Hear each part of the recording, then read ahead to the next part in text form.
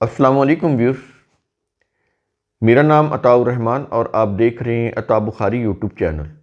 قرآن کریم کی مسلسل ایکسپوزیشن کے سلسلہ میں آج ہم سورہ الانعام کی آیت نمبر 5 کی ایکسپوزیشن کریں گے۔ اس آیت کا تعلق بھی سابقہ آیات کے ساتھ جڑا ہوا ہے۔ پچھلی آیت میں بات یہ ہوئی تھی کہ اللہ کے قوانین دو قسم کے ہیں۔ ایک وہ ہیں جو پوری کائنات میں نافذ العمل ہیں، جو غیر متبدل فزیکل لاز ہے، انچینجبل، جن کو انسان تبدیل نہیں کر سکتے، نہ ان کو اللہ تبدیل کرتا ہے۔ ایک تو وہ ہوگی۔ دوسرے قوانین ہیں جو انسانوں کی تمدنی اور معاشی زندگی سے متعلق اللہ نے اپنی کتاب میں دیے ہوئے ہیں۔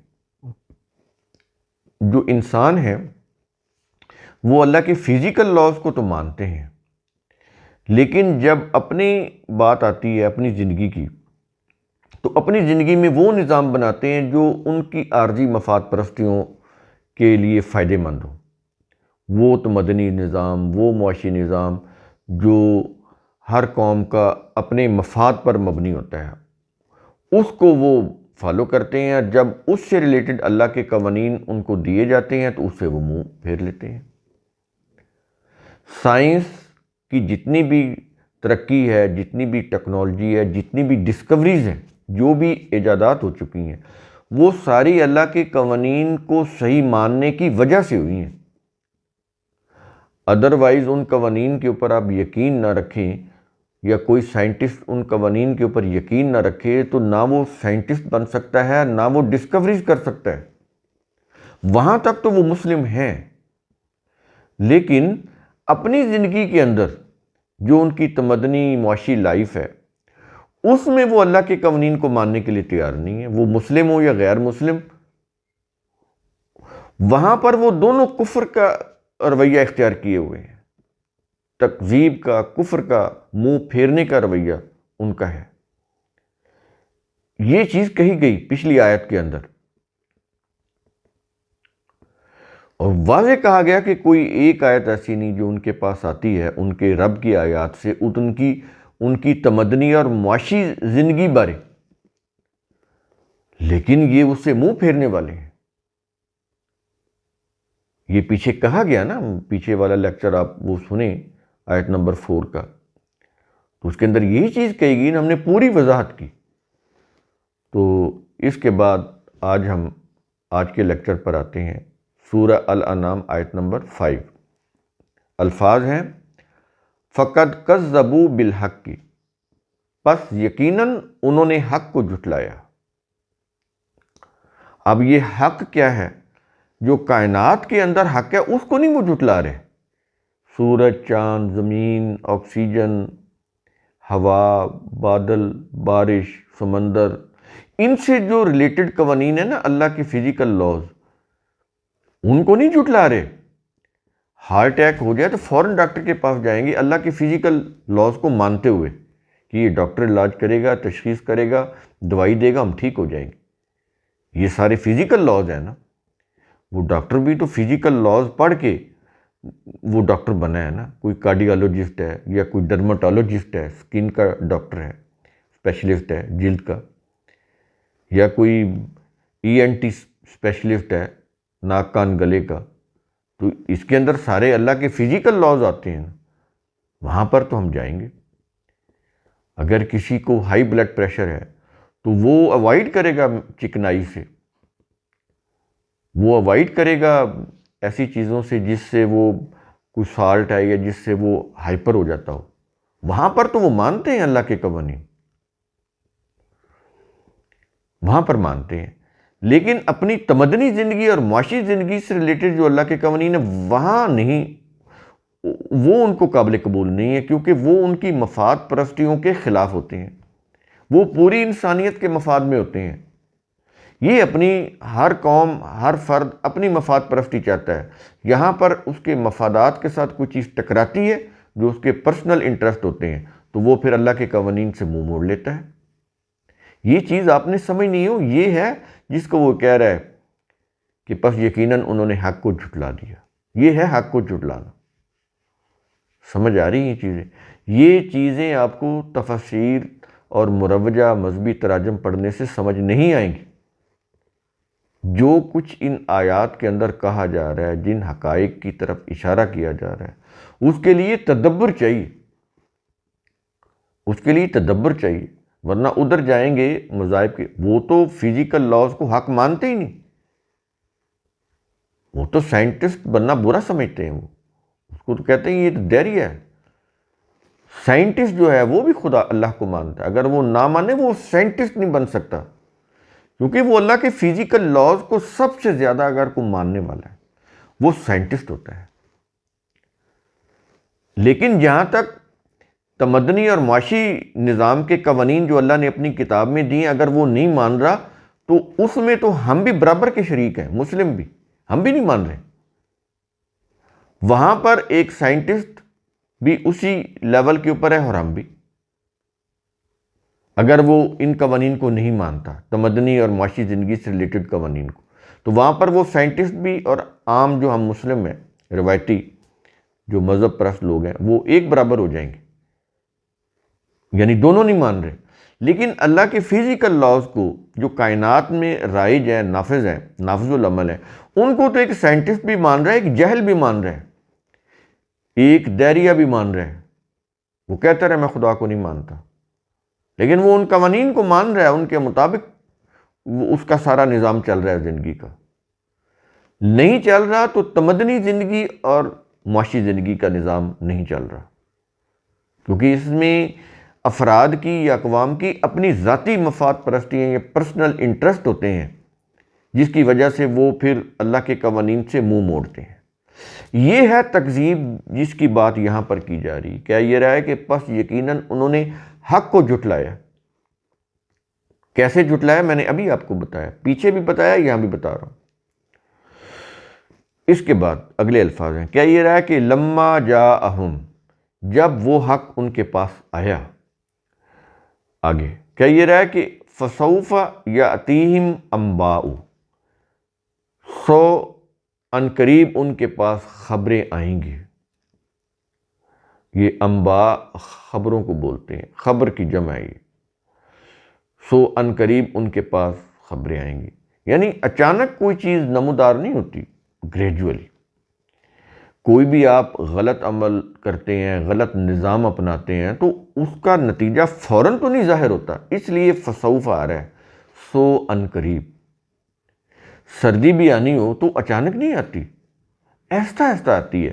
پہلے موسم خزاں آتا ہے، پھر وہ سردی کا موسم شروع ہوتا ہے۔ گرمیاں اچانک نہیں آتی، پہلے سردی کی شدت ٹوٹتی ہے، موسم بہار آتا ہے، پھر گرمیاں آتی ہیں۔ یہ قانون فطرت ہے۔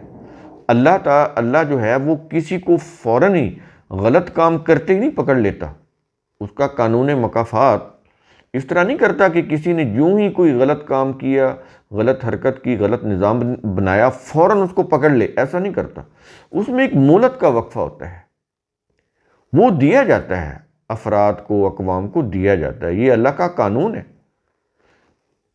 تو وہ چھوٹی چھوٹی باتوں پر بھی نہیں پکڑتا، اور وہ کسی غلط کام کو فوراً اسی وقت ہی نہیں پکڑ لیتا۔ اس میں مہلت کا وقفہ دیا ہوتا ہے تاکہ یہ سنبھل جائے۔ تو اس لیے کہتا ہے سو ان قریب ان کے پاس خبریں آئیں گی۔ کس کی؟ آگے الفاظ ہیں، ایک لفظ ہے اس کے اندر ساری چیزیں آئیں گی۔ کہتا ہے ما، کس کی خبریں آئیں گی؟ اس کی کہ کس کی؟ حق کے غلبہ و اقتدار کی۔ یہ اس ما کے اندر اس کے معنی آ جاتے ہیں۔ تراجم پڑھیں گے اس میں لکھا ہوگا اس چیز کی کہ، وہ چیز کیا ہے وہ پیچھے خود بتا رہا ہے، حق جس کی وہ تکذیب کر رہے تھے، اس ما کے اندر وہ چیز آ گئی کہ اس حق کے غلبہ و اقتدار کی ان قریب ان کے پاس خبریں آ جائیں گی۔ یہ جتنا مرضی تکذیب کرتے رہیں، ان کے تکذیب کرنے سے، ان کے انکار کرنے سے حق جو ہے وہ پلٹتا نہیں ہے، وہ تو آ کر رہتا ہے۔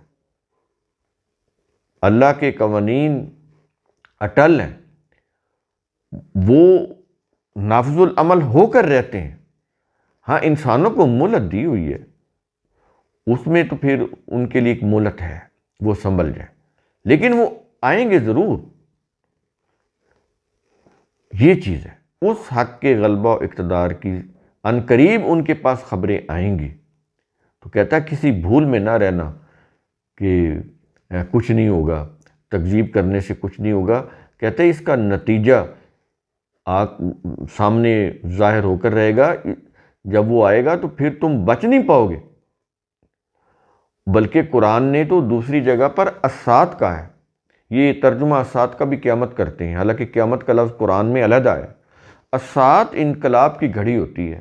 اس کے اندر ہوتا کیا ہے کہ جب کوئی کام وہ اچھا یا برا، اس کے نتائج کی کڑیاں مل رہی ہوتی ہیں، وہ نظر نہیں آتی، وہ پوشیدہ کڑیاں مل رہی ہوتی ہیں۔ جب کسی غلط کام کی پوشیدہ کڑیاں جب مل جاتی ہیں، کاز اینڈ ایفیکٹ کی کڑیاں مل جاتی ہیں، تو اس کے نتیجے میں جو نتیجہ ظاہر ہوتا ہے وہ اتنا اچانک ہوتا ہے کہ پھر وہ اس کو سنبھلنے کا موقع نہیں ملتا۔ جب تک کاز اینڈ ایفیکٹ کی کڑیاں مل رہی ہوتی ہیں، اس میں مہلت ہوتی ہے کہ انسان جو ہے وہ اس غلط کام کو چھوڑ دے اور اس کے غلط نتیجے سے بچ جائے۔ لیکن جب وہ کاز اینڈ ایفیکٹ کی کڑیاں مل جاتی ہیں تو پھر الساعۃ آتی ہے، پھر وہ اتنی یکلخت آتی ہے، اچانک آتی ہے کہ پھر انسان کو سنبھلنے کا موقع نہیں ملتا، کیونکہ مہلت کا وقفہ ختم ہو چکا ہوتا ہے۔ یہ چیز سمجھ لیں کہ یہ جو کہہ رہا ہے نا کہ سو ان قریب ان کے پاس خبریں آئیں گی، اس حق کے غلبہ و اقتدار کی، یہ چیزیں سمجھ آ گئی یہاں پر۔ اب آگے آیت کے آخر میں کیا یہ رہا ہے، کانوا بہ یستہزئون۔ اب پھر اسی حق کی بات کر رہا ہے، کہتا ہے کہ جس حق کے غالب آ جانے کا وہ مذاق اڑاتے تھے، کیا یہ رہا ہے کہ ان قریب اس کے غالب آنے کی خبریں آ جائیں گی، وہ اقتدار غالب آ جائے گا، وہ حق غالب آ جائے گا اور ان کی تباہی ہو جائے گی جو تکذیب کر رہے ہیں۔ تو کہتا ہے ابھی مہلت کا وقفہ ہے کہ ابھی سنبھل جاؤ، اپنے تمدنی نظام کو، اپنے معاشی نظام کو کتاب اللہ کے اندر دیے ہوئے قوانین کے مطابق بنا لو، اس کے مطابق زندگی گزارو، ان قوانین کو فالو کرو۔ نہیں کرو گے تو پھر جو حق ہے وہ غالب آ کر رہے گا، اس وقت پھر یہ جو تکذیب ہے اس کا جو تباہ کن نتیجہ ہے اس سے پھر تم بچ نہیں سکو گے جس کا تم مذاق اڑاتے تھے۔ وہ کہتے تھے نا کہ آتے عذاب کیوں نہیں لے کر آتے، یہ انبیاء سے کہتے تھے، وہ انبیاء ان کو سمجھاتے تھے کہ تمہاری جو روش ہے یہ غلط ہے، یہ تباہ کن ہے، اس کا نتیجہ تباہی ہوگا۔ تو وہ کہتے تھے کہ ٹھیک ہے پھر تم تباہی لے آؤ، تم ایسے باتیں بنا رہے ہو۔ یہ انبیاء کو وہ کہتے تھے کہ یہ تو سحر ہے، یعنی فریب ہے، تم ہمیں فریب دے رہے ہو، کوئی عذاب نہیں، ہم تو بڑی طاقتور قوم ہیں، ہمیں کون عذاب میں مبتلا کر سکتا ہے، ہمیں کیسے تباہی آ سکتی ہے، تو تم ہم سے جھوٹ بول رہے ہو۔ سحر کا مطلب دھوکہ ہوتا ہے، فریب ہوتا ہے، جھوٹ ہوتا ہے۔ انہوں نے اس کا ترجمہ بھی جادو کر دیا، یہ جو مروجہ تفاسیر اور تراجم ہے۔ تو وہ یہ کہہ رہے تھے کہ جن نتائج سے تم ہمیں وارن کر رہے ہو وہ تو ان کی کوئی حقیقت نہیں ہے، وہ سوائے دھوکہ کے۔ تو یہ مذاق اڑاتے تھے ان کا، یہ یستہزئون کا لفظ استعمال ہو رہا ہے، استہزاء کرنا، مذاق اڑانا، کہ کوئی ایسی بات نہیں ہوگی، ہمیں کچھ نہیں ہوگا، ہم جو کر رہے ہیں بالکل ٹھیک ہے۔ تو یہ حالت ہوتی، آج ہماری بھی یہی حالت۔ آپ کسی سے بات تو کریں، جو شخص رشوت لے رہا ہے آپ اس کو کہیں کہ یہ رشوت نہ لیں، وہ رکے گا؟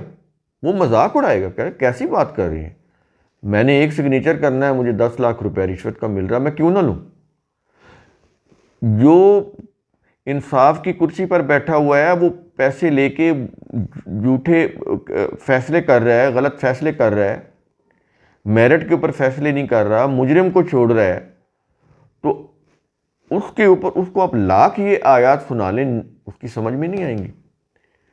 سمجھ میں تو آئیں گی لیکن ان کے اوپر عمل کرنے کے لیے تیار نہیں، کیونکہ عارضی مفاد انسان کو بہت پیارا ہوتا ہے۔ اس کے لیے انسان جو ہے فار ایور کی جو اٹرنل لائف ہے وہاں تک وہ کہتا ہے کل کس نے دیکھی ہے، آج جو آ رہا ہے وہ تو سمیٹ لیں، یہ چیز ہوتی ہے۔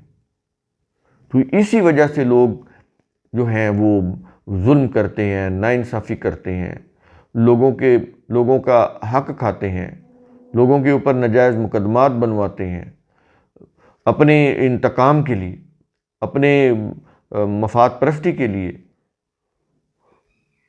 یہ ساری چیزیں، یہ سارا ظلم یہ ہو رہا ہے ہمارے معاشروں کے اندر۔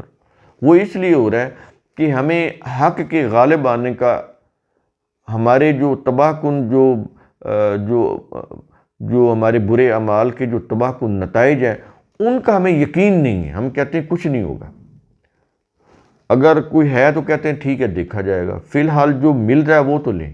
یہ چیزیں ہم کر رہے ہیں دنیا میں، اس لیے ہم عذاب میں گرفتار ہیں، اس لیے ہمارے معاشروں کے اندر استحکام نہیں ہے، انصاف نہیں ہے، لوگوں کی جان مال عزت آبرو محفوظ نہیں ہے، کیونکہ ہم حق کی تکذیب کر رہے ہیں، حق کا مذاق اڑا رہے ہیں۔ بے شک ہم یہ ہم کہیں کہ ہم تو مذاق نہیں اڑاتے، ہم تو اللہ کو مانتے ہیں، لیکن ہم نہیں مان رہے، ہم جھوٹ بول رہے ہیں۔ تکذیب یہی ہوتی ہے، کسی کو مان کر نہ ماننا، اس کو تکذیب بولتے ہیں۔ ماننا کہ یہ اللہ کی کتاب ہے، لیکن اس کے اندر جو قوانین دیے ہوئے ہیں اس کے اوپر عمل نہ کرنا۔ تو کس کے اوپر عمل کرنا؟ جو اپنی نیت اور ارادہ ہو اس کے مطابق چلنا، جو عارضی مفاد کے لیے ہوتا ہے اس کو حاصل کرنے کے لیے وہ سب کچھ کر جانا۔ تو پھر آپ کہتے رہے میں اللہ کو مانتا ہوں، اس کی کتاب کو مانتا ہوں، میں قیامت کو مانتا ہوں، یہ تکذیب ہے، مان نہیں رہے۔ یہ منافقت بھی ہے، تکذیب بھی ہے، جھوٹ بھی ہے، اپنے آپ کو دھوکہ اور فریب دینا بھی ہے۔ تو قرآن کریم کا اصول ثم تفکروا، اس کی روح سے آپ خود بھی سوچا کریں، سمجھا کریں، غور و فکر کیا کریں۔ شکریہ۔